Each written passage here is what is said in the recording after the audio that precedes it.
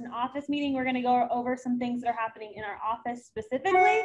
And then we're going to go at the end of the meeting to a mastermind around how to win with contracts. I know a lot of people have said that that's been their favorite team meeting that we've had over the past couple months. So we really want to make sure we bring that back and make sure that we're winning with our offers. So first things first, let's, Henry, are you on? Do you want to do your mortgage minute or do you want to do it in person? I don't know. I'm on actually with you guys. I actually don't have my camera on though, do I? Let me do that really quickly. There we are. So I'm in the building, yeah. I just figured I would do it from here and make it a little bit easier on everyone else. Can you all hear me okay? We can hear you. Awesome. All right. Well, thank you again. First of all, I'd like to say congratulations, Madison, on your new position. I think that's awesome. I think you're going to bring a lot of energy and experience and everything that we need here at the KW family. So I just wanted to say congratulations. And I think that you were a very good pick for that position. So a little bit about our Colorado market right now. Obviously, we are all out there battling against, multiple offers. And I feel like right now, one of the things that I would like to do to try to help, and I know you guys are going to have a mastermind about this today also, is, what things can your lender do for you to help land some deals, right? So I've been lucky enough to work with a lot of you, and we have been putting in deals, and we have been just kind of trugging along. I do notice that Saturday and Sunday are, obviously the times that we put those in. One of the things that one of my realtors did this last weekend was they put their own date on there, or their own time on there when that deal was due. And so when I actually call the listing agent and I talk to the listing agent, I kind of felt like it'd be good for you guys to know what we do when we call them. So some of the things that we do as the lender is we let them know things like we are local. We let them know things like, how quickly we can close. We also let them know what confirmation of information that we have. That's really important because to a listing agent, when they talk to their client, they're going to talk to them about if they talk to the lender or not. They're also going to find out what things have already been confirmed. So when I talk to a listing agent, and I'm going to give you a quick example of how that works, but I also confirm everything that we've already done with that client so that they know that they're ready. In addition to that, we always offer a 15-day close, if possible, for your client. And that has actually won 2 contracts in the last 2 weeks for us. So it obviously is not as good as cash, but if you can tell them 15 days, then I think that makes them feel a little bit better. So I'm going to ask for a volunteer. I see some people in the room. I see Carol Van Beek. I see Tim Catman. I see Andrew Dessen. I see Jamie. I believe I see Bud Doyle. Bud is here. And then I see the person that literally sits next to me in the office next to me, and I cannot remember your name, so I do apologize for that. And then obviously Debbie Connor. So I'm going to ask Tim to be my listing agent. And I just kind of want you guys to understand kind of what happens when I call on a deal. So Tim, are you up for it? Can you hear me? Let's do it. All righty, buddy. So let's see here. Carol, you'll be my buyer's agent. And basically, Carol will send me over in a text. She'll send me the property address. She'll send me the telephone number. And she'll also send me the name of the listing agent. So that's the information that I get from you as the buyer. And then, Tim, I'm going to call you up. Bring, bring. Hello. Hey, Tim, my name's Henry Russell. I'm giving you a quick call. I have a client that just submitted an application on your 123 Nobody Street, and just wanted to give you a quick call and answer any questions that you may have about that offer. Oh, very cool. Yeah, we just received it. Awesome. Well, hey, just so you know really quickly, we have confirmed their credit, we've confirmed assets, we've confirmed employment, and we've also confirmed their income. We've done this by a written verification of employment, a written verification of income. We've also put them through our automated underwriting system. That's for Fannie Mae, Freddie Mac, and FHA, and VA in some cases. The one thing that we really like to do for all of our buyers, though, is we actually send them through our physical underwriting. And so an actual underwriter has looked at their file and has confirmed all the information that I'm telling you right now. And again, our underwriting, closing, processing, funding, and doc drawing are all here locally in Highlands Ranch, Colorado. So I just wanted to make sure that you knew all of that information while you were looking at our offer. Are there any other questions that I could answer for you, Tim? Well, that's very cool. Yeah, you'll be my point of contact then, Henry, on this one if that's the offer we accept. I'm sorry, I couldn't hear your whole thing there. He asked if you were going to be the point of contact if they accept the offer. Yes, I'll be your point of contact throughout this process. We actually call, you'll actually receive notifications every step of the way on the file. So you'll know when we order the appraisal, you'll know when we get the appraisal back, you'll know when the file goes into underwriting, you'll know when it comes out of underwriting, you'll know when the file is clear to close, and you'll know when docs go to title. That's an automated email that you'll receive automatically, but you will also receive a call from myself every week with just a quick status update. And don't worry about it. If you don't answer the phone, the information that I leave usually goes a lot like this. Just wanted to let you know that we're still on track per the contract to close on time. That's all it will be. And I just do that just to make sure that you have all the information possible on a weekly basis so you're not wondering about your client. Is there anything else that I could answer for you, Tim? No, very, very cool, Henry. I appreciate the call. And it sounds like your buyer can get to the closing table if we go that direction. Is that what you're saying? Awesome. Yes, indeed. Yes, indeed. So just really quickly, so are we close to being one of the top offers for you right now, or where do we fall in that in the line right now? Yeah, you're in the mix for sure. Now we do have a cash offer that can close quickly, and the sellers kind of just got notified that they have to move a little bit sooner for their job. Yeah. Originally we thought with the 30 days. Is it possible to do it in 21? You know what? We can definitely get it done pretty quickly. You know, we can do it in 15 days. And so I think that would probably work out for your sellers. And I know personally, my company, we will hit that mark for you automatically. So I do hope that helps us in your decision making when you're talking to your clients. And we're more than happy to even push that to 14 days if that helps out for you a little bit. I don't know if it will or not. But again, we're definitely willing to do that to get our clients, you know, this house. Fantastic. Well, thank you, Henry. I'll be in touch. That does help a lot. Awesome. Thank you so much. I appreciate your time, Tim. All right, so that's basically what happens when I talk to a listing agent. I wasn't sure if you all knew what we did when we did that. Not everyone does it that way, but that is what I do on a daily basis, usually on Saturdays and Sundays at 3 o'clock and 5 o'clock and 7 o'clock. It's just super important that we talk to them. So I wanted to make sure that you guys heard and saw that. Did anybody have any questions for me on that? No? All right. Thank you. I appreciate the time. Thank you so much, Henry. Appreciate it. No problem. Okay, so we're going to move on really quickly because we want to make sure that we get plenty of time for masterminding. Another thing backed by popular demand is we're going to start announcing upcoming listings in the office. So there are a couple rules that before we start announcing that we need to make sure that we're following so that we do not get in trouble and Debbie does not chew her butts out. So Debbie, what do we need to follow? So you got to hang with the coming soon rule. So you can talk about it within the office to each other. Don't send marketing out without doing it within the guidelines. And we can even post that clear cooperation rules again out with this video as well. So it's right at your fingertips. If you let one person in, you've got to let everybody in. So if you start showings ahead of time, and you get one of those calls that, oh, I got somebody here from out of town, they're here for 5 minutes, we got to go now. If you let them in, you got to let everybody in. So the seller can choose to take offers anytime they want to. The thing you've got to do is call everybody else that has already shown or has possibly been scheduled and notify them that there's a change in the information in the MLS and give them the opportunity to also submit offers.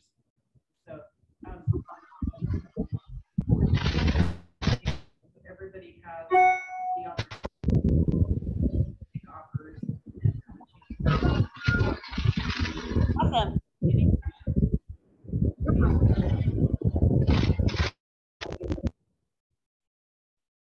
Okay, guys, so just to kind of recap that if you couldn't hear her, we're announcing upcoming listings starting today. We will put them in a Google Drive spreadsheet. Please make sure that you understand you're not allowed to let anybody show the property before it is open to the public. That does not mean that you can't allow our agents to schedule appointments up front. So we can, I know it's been really hard to get people in for scheduling. So make sure that our agents get an opportunity to schedule their showing. It also doesn't mean that they can't make an offer before. You have to be sight unseen, but make sure that if you accept that the seller has in writing that they understand that if they accept an offer before it goes on the market, that they understand that they're potentially losing out on more money. So, everyone clear on that? Awesome. So, who has upcoming listings? One Can we? thing, there's a lot of background noise from people that are not muted. So if you could just ask people to please mute. Thank you. Perfect. Okay, I think we muted everybody. And then they get it all lined up. Oh, William is not muted. Let me mute him.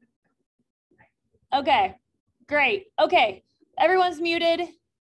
So anyone have upcoming listings, please take yourself off mute if you have an upcoming listing you want to announce. All right, Bud, what do you got? I have two, both coming on next Thursday. One in Trailmark, kind of south of 470 off of Wadsworth, 4-bedroom, 4-bath, about 4,000 square feet. And we're going to look to list probably about $839 or $849. So still determining the final price. Okay. Showings will start on Thursday. And then a second one, a condo in Meridian, 2-bedroom, 2-bath, right by kind of Lincoln and I-25. And that'll list for $375 showing starting next Thursday. Awesome. Anyone else? We will make sure that this is all in a spreadsheet to you. If y'all ever have upcoming listings that you want to be added to the spreadsheet, just make sure that you email Victoria front desk at kwexecutives.com. I'm like, why did I not know that off my head? So anyone else have upcoming listings? All right, I fully expect that we'll have more next week. All right, we're ready to go. Bye. That's an upcoming listing. Okay, we're gonna next you're gonna teach a class on how you're getting those listings. Great. So next we have our culture award. Carol is going to present. So Carol received the culture award last month and she is passing it on this month. Who are you passing it on to? Victoria. Victoria. And why are you passing it on to Victoria? She is just so sweet, so helpful, always a smiling face when you come into the office. You know, like if she's not there, it's hi. You give me a word that's not in my hand. It's here. We're working on it. We're working on it. Bright my day every time I come in. They're just extremely helpful. And yeah. It was weird not having you here last week. Yes. I think we realized how much culture she brings to our office when we didn't have her last week. And we were all like, this is way too quiet. I know. I'm coming in every day. I'm like, So no more break. So congratulations, and you will be responsible for passing that award on next month. So we'll make sure that we get that on schedule for meeting. Next, we're going to go on to other culture committee items, and Josh is going to talk to us about this weekend's. What is it? Don't say it, Josh. What is it? The shredding event. I'm glad y'all listen. Okay, Josh. Should I stand up? It doesn't matter. Just make sure you talk loud so Okay. people online can hear. It's actually my birthday on Saturday, Woo! so I wanted to invite you all to my party. It's gonna be at 10 o'clock here. Bring your documents. No, yeah. So like you all said, it's a shredding event. It starts at 10 o'clock. Yeah, bring your A game. We're gonna have hot dog stands, courtesy of Carol. We're gonna have some good times, and hopefully it's not raining. It will not be raining. not. And anyone that wants to join us afterwards, we are going to have a happy hour in honor of Josh's birthday. So stay tuned for details.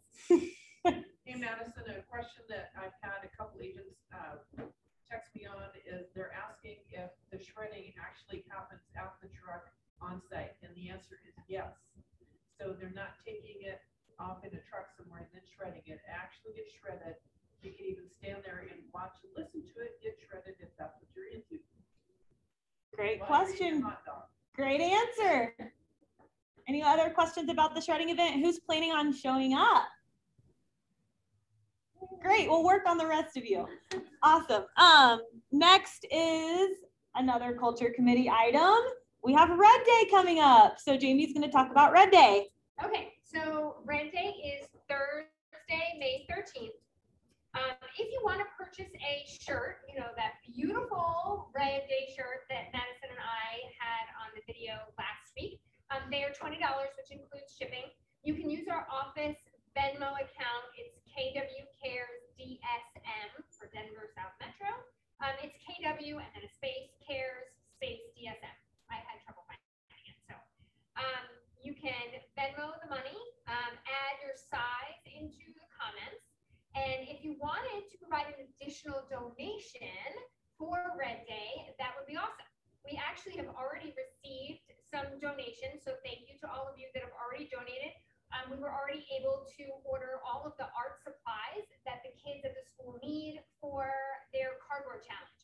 They are making individual robots this year. 2 years ago, we helped them do arcade games out of like large scale cardboard creations. And this year they're using shoe boxes to make their own robots. So they have all of their art supplies on order. Thank you, Debbie Connor, for ordering everything. So that's taken care of. So volunteer opportunities for Red Day on the 13th is still a little to be determined. We are going to be setting up collection bins at a couple of the King Supers, and we can go to the stores those days and pick up the donations that are there. But due to COVID, we're not allowed to stand outside and hand out anything and take donations in person. So we're trying to figure out a workaround. The rules may change a little bit in the next couple of weeks, so we're keeping our fingers crossed. But we will need people to go and pick up the collections at the King Supers and then bring them here to be packaged, and then we'll have to bring them to the school. I did ask them if we could do outdoor yard work at the school on Red Day and just not step into the building. And if we can't do that there, it's a little too public school, we might be able to do it at a different school or STEM or something locally as well. And then we will have the flyers with the information that the school is collecting to restock their food pantry on flyers. So it'll be an opportunity for you guys to door knock. And if you want to set up maybe a collection day or something with your sphere or your database people locally, or have them come to the office and drop stuff off, we can do that on Red Day as well. So we're kind of finalizing some details. It's been a little sketchy, so stay tuned for all of that.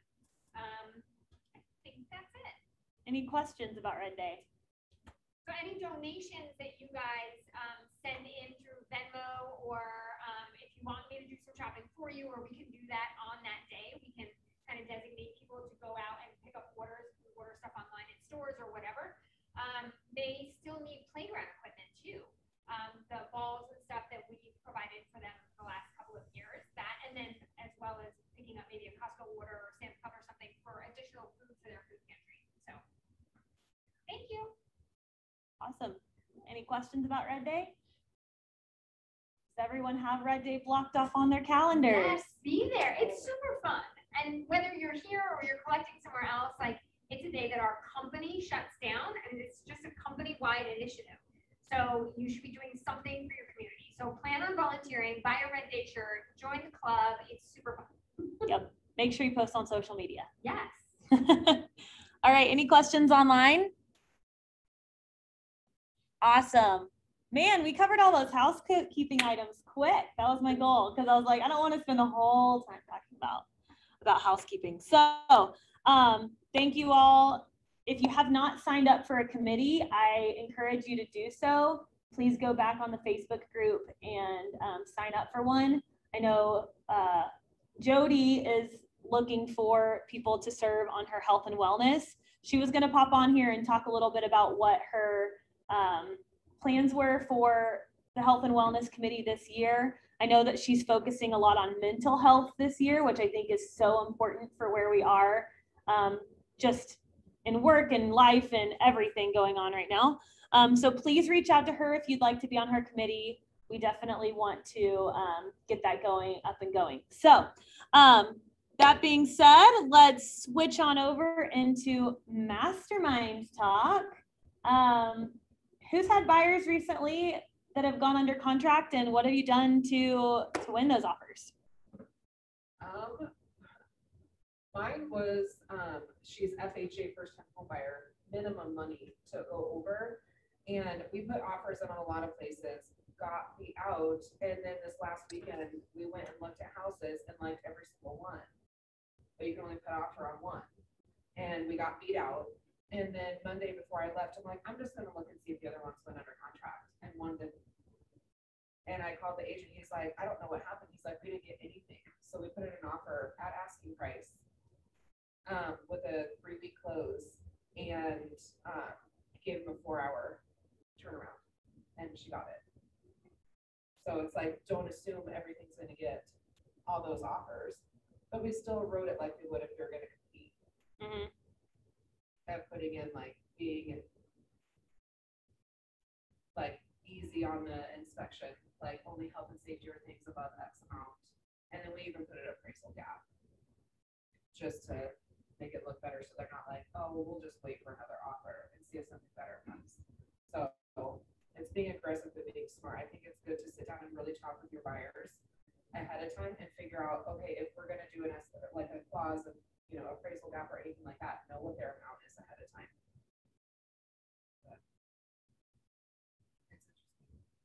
Yep. Anyone else who's been winning? Yep. So I had one that, you know, I was going through the ringer week after week, putting in offers, getting out bid, and when we finally got the offer accepted, I guess a couple points that I feel like in this case got us the winning offer was one, I called the listing agent and really asked him what the buyer was looking for. And, you know, we say that, but one thing I got out of that conversation was that the seller was really, the most important thing was someone who would get to the closing table. He did not want to go through an inspection and then go back on the market and this and that. In fact, he was waiting to even start looking for his next house until the day we closed because he was so nervous about all this. And if I hadn't made that call and really asked a lot of questions, I wouldn't have got that. And the advantage what really I think he said, they ended up taking our offer, and there were ones that were a little bit higher that they didn't take because my buyer, her best friend lived half a mile away. I mean, there were a lot of things I was able to offer to him that she's been looking forever, blah, blah, blah. But there were some things that we were really able to cement that just because of asking those questions. You know, if we hadn't done that and really emphasized that, I don't know that we would have gotten selected. We also, appraisal gap is, I guess it can be tricky. You know, when you're bidding 50,000 over or whatever we're having to do in these, they may have enough cash, but what we did was we got the lender on the phone and my client and really worked out what she could truly do to make that have as much teeth as possible without putting her in a position that she couldn't handle. And those two, and then relaying that to the listing agent, I think really made them comfortable that she was putting absolutely everything she could into this house and wanted it and didn't want to go through all this without knowing she was going to get to the closing table. So, I think lesson I learned was, it really is important to talk to the listing agent and then relay everything you can to satisfy what the seller's looking for. Yep. And I'll add to that. So I put a quote in our Facebook group today: slow down and do it right the first time. We automatically assume that these little details that they're going to counter back. If it's only one little thing, they'll just counter back and say that they need the, holdover period or whatever, lease back. We just assume those things. Do it right the first time, because like you said, if nothing else, it just proved that he was listening to what the seller needed.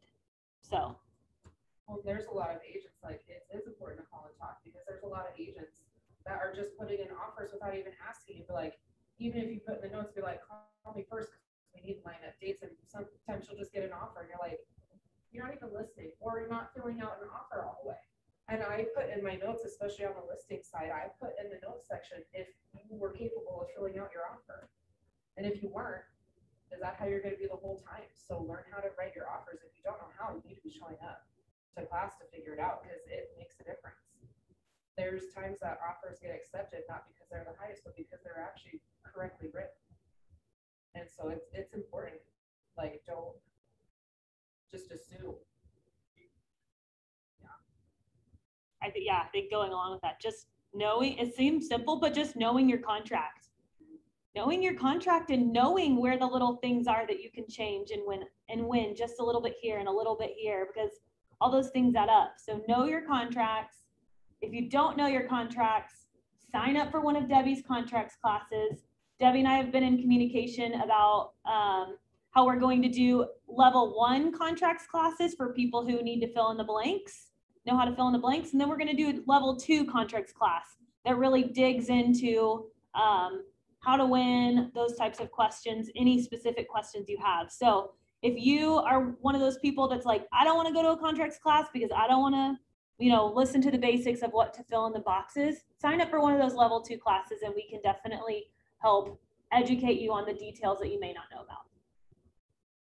Even if they want to start emailing me some of those questions or concerns, I'd love to see them ahead of time so we can get all the information together ahead of time and do an even better job when you arrive. Yep. So that'd be great. I think in person would be beneficial over online. Okay. Because it's a long class. Yeah. Yeah. Yeah. And then stop paying attention. I hear you. It's easy to do. It's easy to do. In person, I can poke you. Yeah. Exactly. Anything else? Something I saw. So I was kind of poking around on Facebook last night and reading what some other agents are saying all over town. And somebody was saying that they actually have put 4 or 5 buyers under contract last week. And their secret was simple. They were going and looking at listings that were 7 days old and older.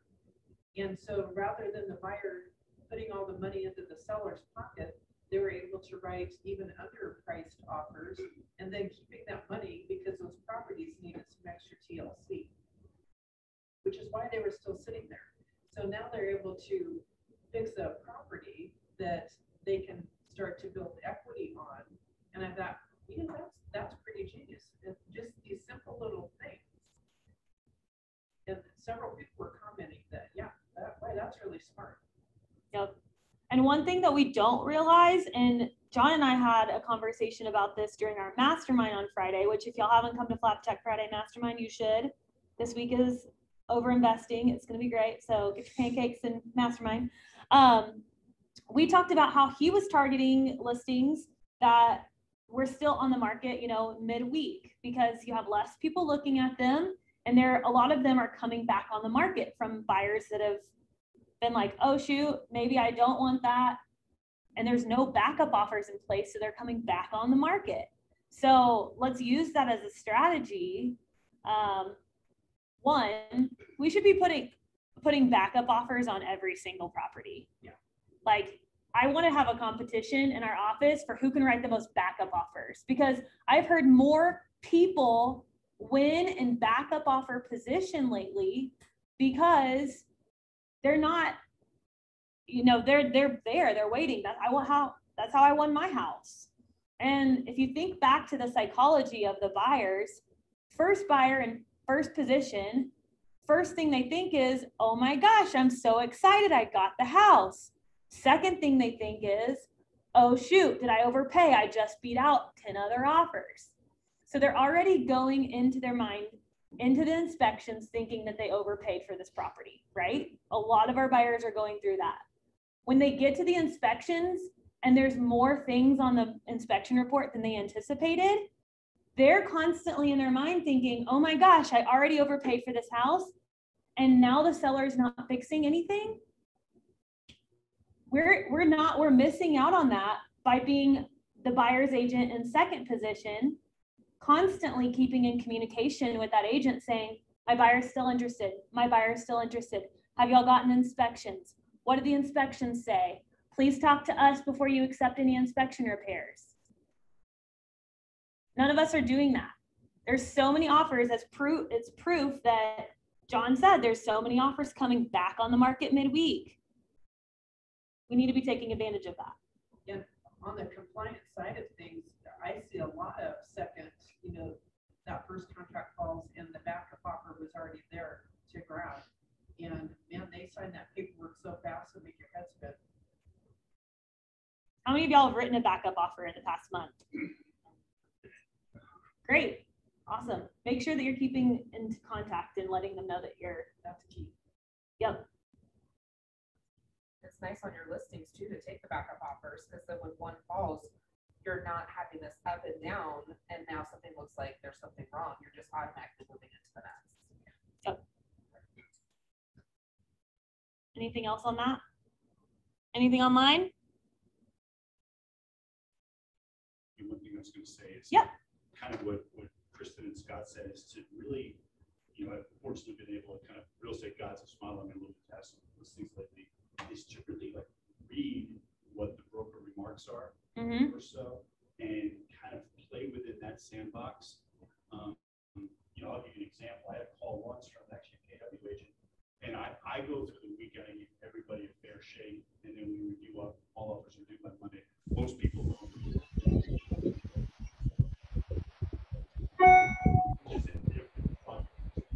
I basically had an agent on a Thursday submitted a below price offer on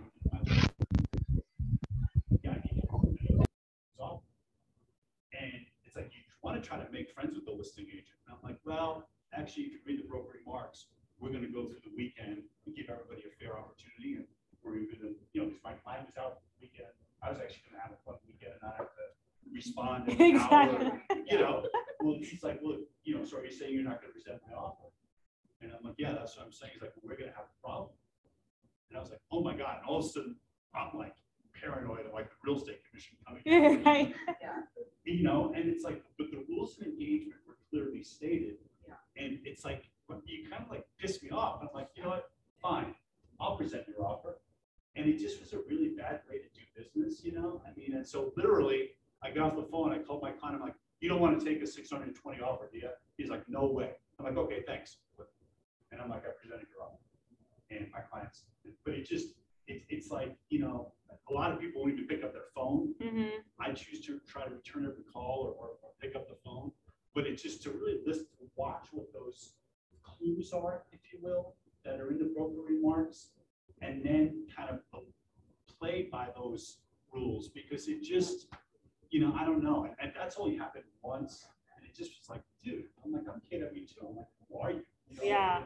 And, but it just, right away, I'm like, oh my God, the real estate commission's going to, I'm going to get a call from Debbie, bud. You got to present the offer. You're like, I am. I was getting nervous when Debbie called me. Well, when they act like that, you're like, this is how you're going to be the whole time. Exactly. And I put in my notes when we're doing the side by side, and I'm like, this person was being a jerk, or this person was being a bully. Yeah. And they're like, so no. And I'm like, it's up to you. I'm like, I will always deal and make the best of whatever we have going on, because it's at the end of the day, the big picture. Yep. And I was like, but we have other offers where people aren't behaving that way. Yeah. And it's like, you lose out on your clients when you act like that. And it spreads. Because then if you run into that person again on another deal, you're going to be like, no. Yeah, I remember this guy. No, we can talk this one up higher.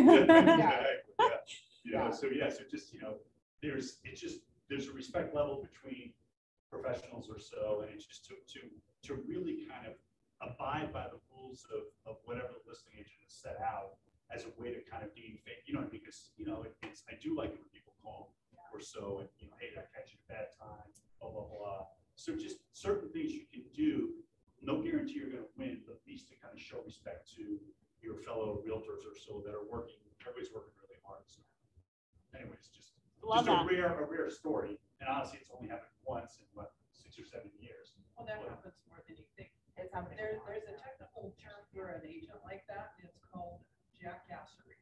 Yeah. When that starts to show up, it will continue through the transaction as rule. if we're going to be bullied now, we're going to be bullied in inspections. We're going to be bullied when it comes to appraisal. We're going to like. Debbie, on that, how does the real estate commission come down on that in Bud's situation? Does he have, if he's listed that all offers will be presented Monday, is he obligated to present that? But not right then and there, just because they give you a 4-hour deadline or That's a what it was. 2-hour deadline doesn't mean that you have to jump through hoops. His sellers left town, so the house would be available the entire weekend, right? And it was made public in the MLS to all agents that the property offers would be reviewed at a certain time on Monday. Just because you wrote it earlier, all you have to do is make a phone call or email the offer through to the seller. You just sent it. And I think, We'll get to you, Robin. 1 second. Yeah, you had something in writing from the sellers saying, we're gonna be out of town until Monday and we do not wish to receive any offers. Or the deadline before. Like if it said in writing, you are under no obligation but to present any offers that come in. doesn't hurt. I think anytime that you can reinforce a seller's position or your position in CYA, it's always good to get things in writing. More is better than nothing. But to me, it's no different than somebody going, "Oh, we want to come in and see that property because we're only going to be here for 5 more minutes. We're going to get on a plane." It's like, that's your issue. Yeah. Right. Robin, did you have something you wanted to say on that? I do. It's kind of hard to hear all the conversations. Sorry about that. So you may have already talked about this, but many times what they're doing is they're putting the deadline, offers in by noon on Monday. We'll have a response back Tuesday at such and such a time. But our seller has the option of accepting an offer before that. And so you kind of have to figure out, and I guess the best way to do this is to talk to the agent and kind of get an idea of what the seller needs and what they want and all of that. But so I submitted an offer with a shorter deadline to try to beat, all the millions of offers that would come in on the weekend. And he said, well, we're just not going to respond to it. And I said, that's fine. I understand. He wanted to wait, but he did have in his, in the verbiage that the seller has the option of accepting an offer prior to that. So then what do you do in that case? I'll put the deadline for the date that they were talking about and get your offering sooner. Because sometimes you're just like, well, I'm going to wait and see what other offers come in to make sure my offer coming in is competitive. I always just put it in and respect the day and time that they said.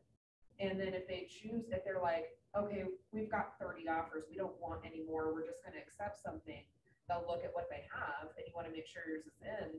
And then we just keep in contact with the agent, just being like, hey, if we need to make adjustments, if other things come in that knock us out of the ballpark, let us know and we'll resubmit if we're able to make adjustments.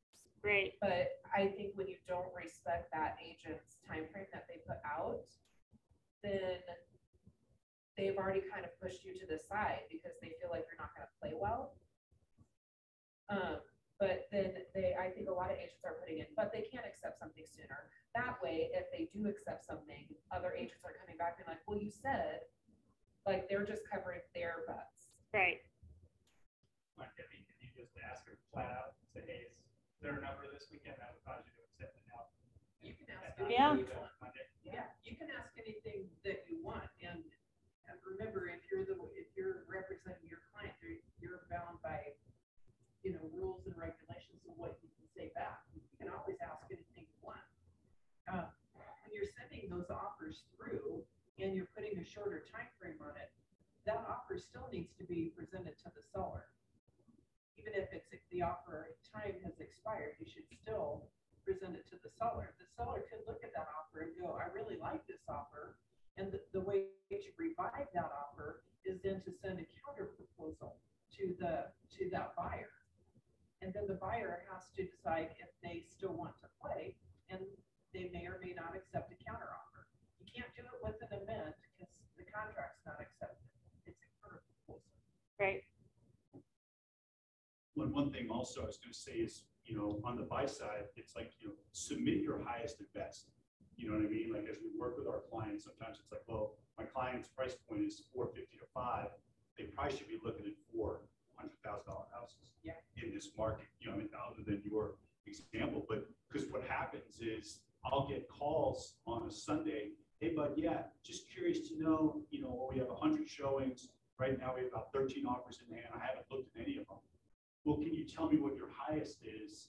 So, and I don't give that information out because I said as a listing agent, submit your highest and best. I'm not going to leverage information that I have, or basically leverage somebody so that somebody can come in at 11:30 on a Monday. It's like, I told you to submit your highest and best. And so as we work with our clients on the buy side, like, listen, just know whatever number it is, that if you lose, you're like, I did the very best I could.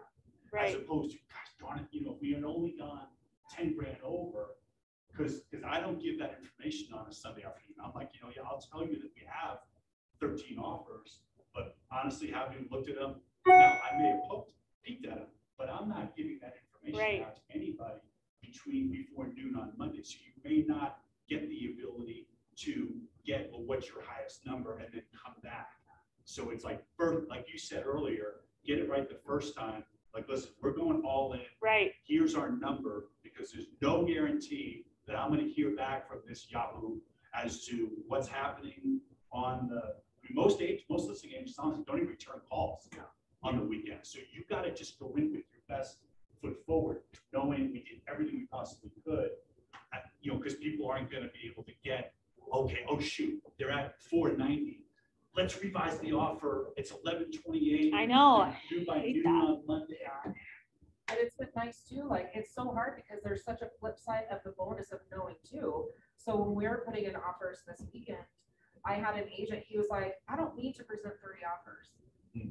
And he's like, so I have written permission from my client to give you a ballpark. And if you're not able to come up to this ballpark, it's up to you. He's like, you can still put in an offer, obviously. He goes, but I just don't want your person to waste your time here, not knowing when there's so many other options that they could be trying out. So that was nice too, because then it was just like, well, that's way more cash than she would have. And so I'm like, and then I'd ask him like, well, is a 2-week close important to them enough to where they'll take something lower? And he's like, no. And I'm like, thank you so much. We're not even going to put one in because it's not going to even be considered. So on that note, that's nice because more houses are coming up, and then we're able to go put an offer in on something else. So on my listings, I always ask my clients, I'm like, I want to make sure I can tell people like, okay, here's how many offers we have in hand. Are they above? And can I give people ballparks if we get to that point? Because we don't want to waste people's time either. And then them losing out instead of going somewhere else, that's hard too.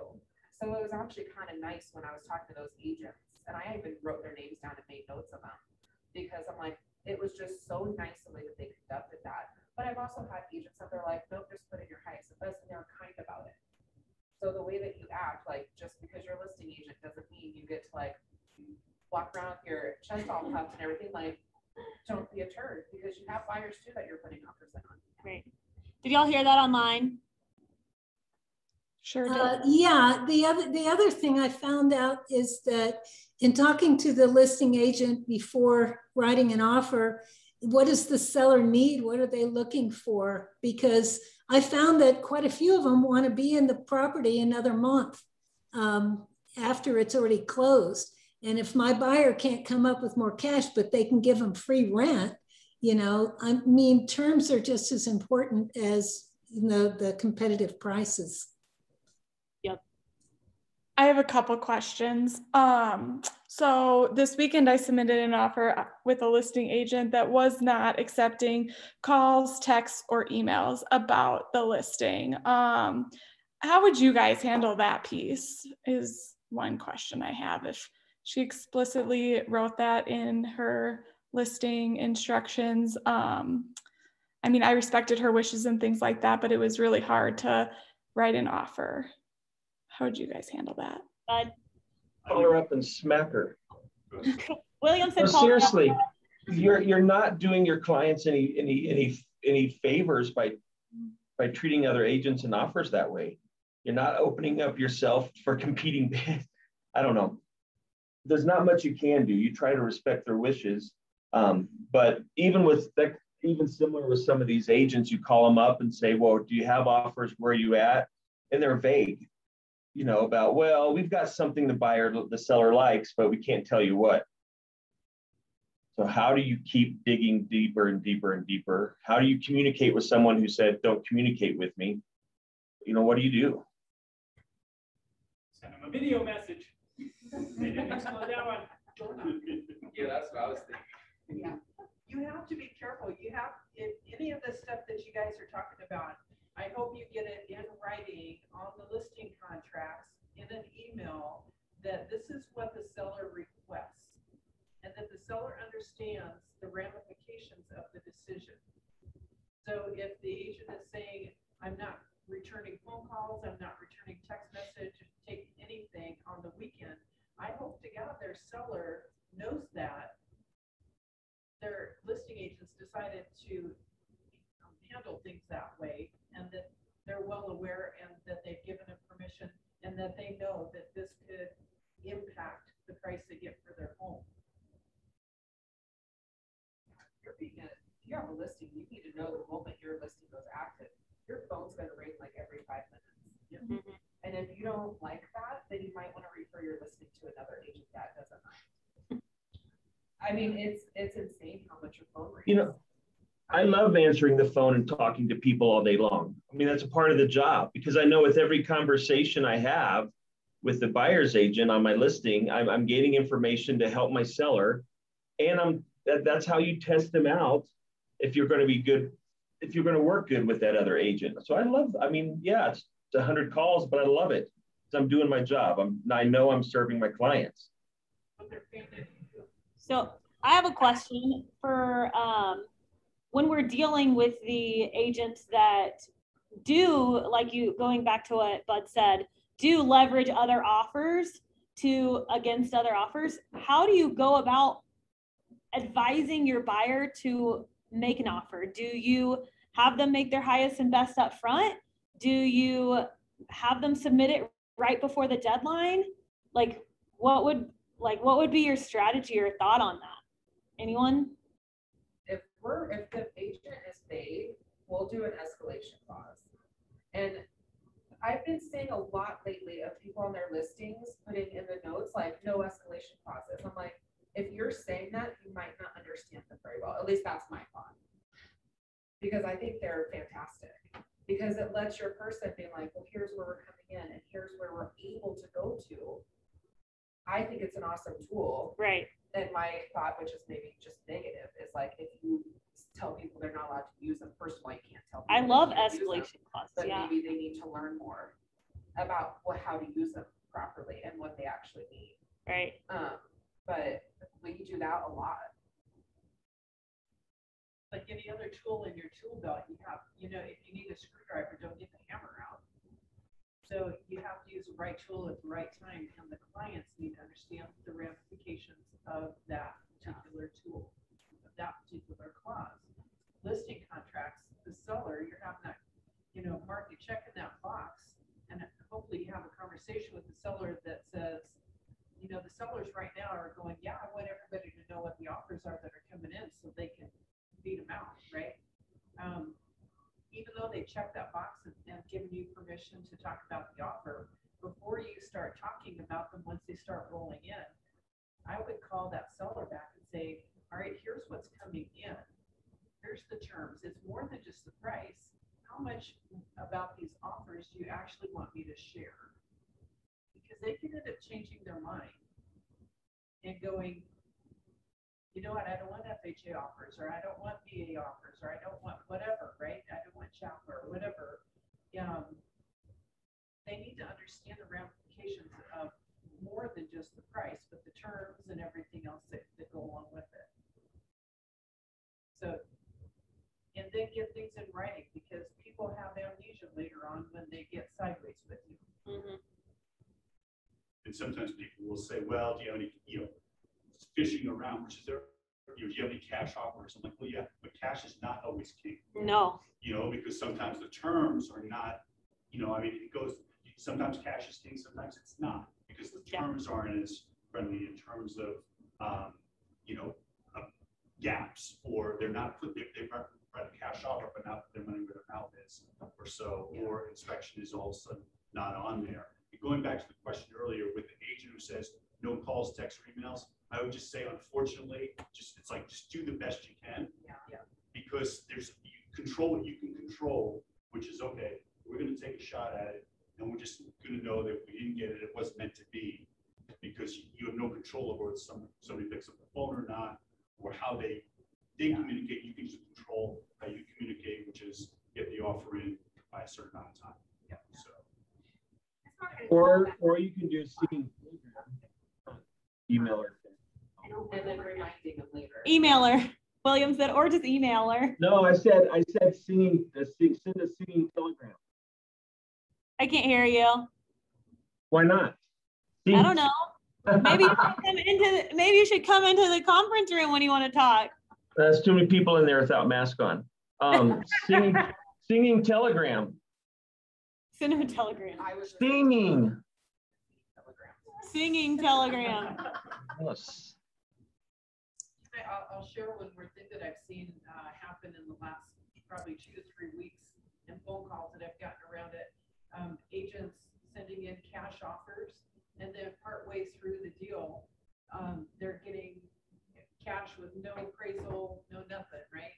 And then all of a sudden, our agent's getting a call, and it's an appraiser wanting to schedule an appraisal, and it's with a conventional loan. And they're, wait a minute, this is cash.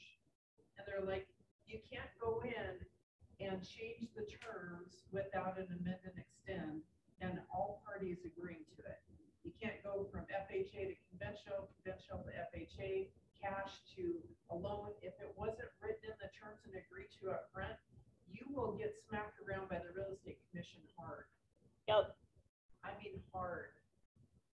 We've had that happen 3 times in our office in the last 2 to 3 weeks, where they lied about it. They're like, well, we could get accepted without saying it was cash. So if you lie about it, that's actually fraud, and your E&O insurance may not cover that. In fact, it doesn't cover fraud.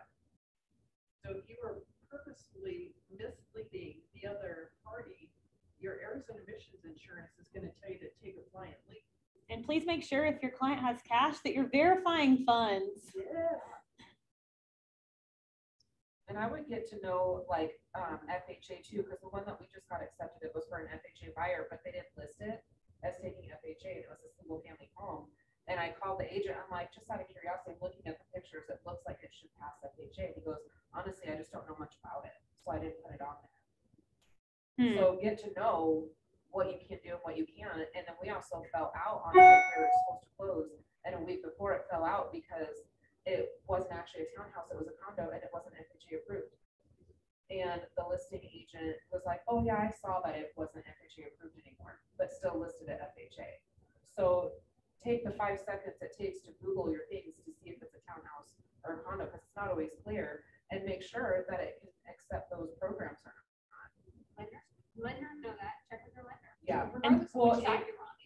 Yeah, regardless, but if you're the listing agent, they're still gonna, like, my buyer's going after the listing agent. And so because he put it out there that way and he refused to do anything about it, and my buyer's out all this money and all this time and finally getting under contract after 3 months. And so like, and the real estate commission is gonna side with the people, not you. And so it's like just learning those little things, you're like, and now forever, I will always check this. And what an excellent, like going back to what you said about people don't know. Yeah. What an awesome opportunity for us as KW agents to spread our culture.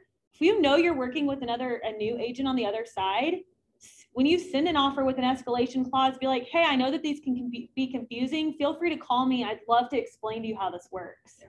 Like just making sure that we're throwing that arm out there and saying, hey, we'd be happy to educate you. Remember that not everybody has the education that we do. And a lot of these people are just swimming without understanding. So.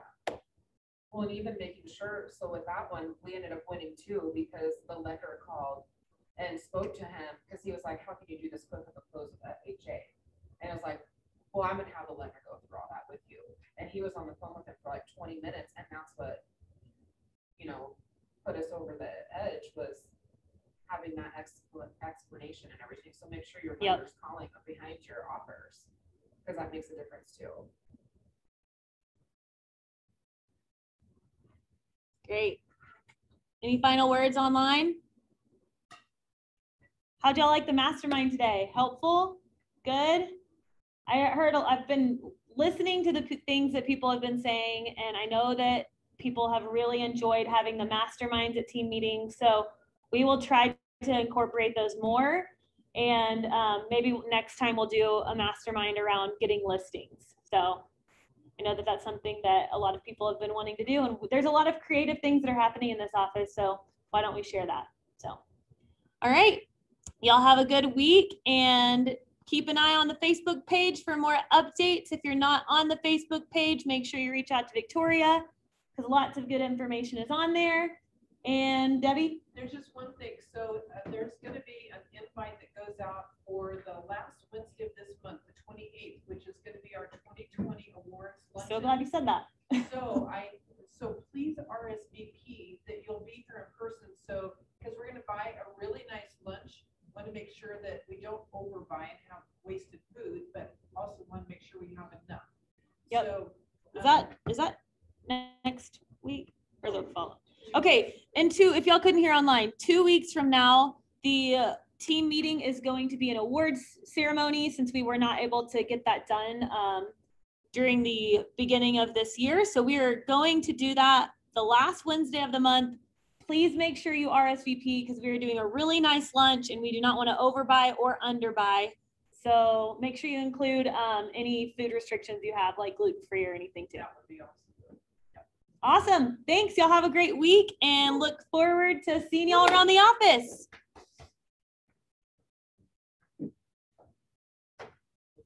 Good.